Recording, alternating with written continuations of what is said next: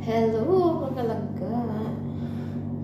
Katatapos lang ng ating trabaho. Maghilamos, mag-toothbrush time. Dito ako sa CR.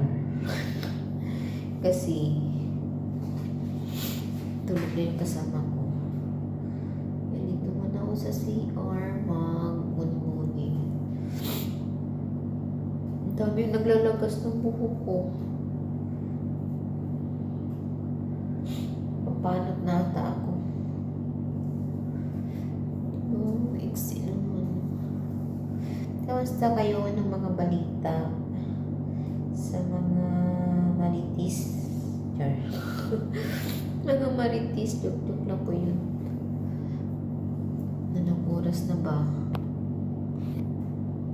12:58 na madaling araw. Ngayon pa lang ako natatapos. Kasi nagpapatulog ako ng 3 batang maliliit. Kaya ngayon lang tayo matapos ng inyong katulong.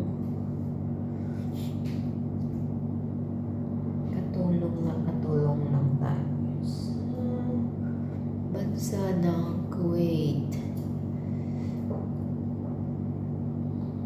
Sige na guys, tama na.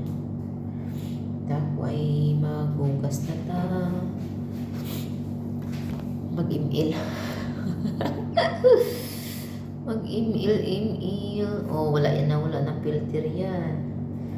Minsan lang tayo mag-filter guys. Nagtatago lang kasi ako sa filter. Kasi ang pangit. Oh, yan. Natural na yan. Ganyan na ang tunay na mukha ni Ilongga Jane.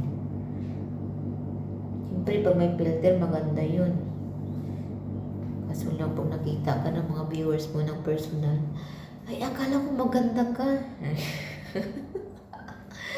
Hindi ka pala maganda. O, di ba? Kaya, yan na guys. Natural na yan. Wala na siyang filter. Pero minsan, siyempre, pag minsan, nagagamit tayo ng filter para gumanda din naman tayo. Di ba? Kaya guys, bye and God bless. Ingat po tayo lahat.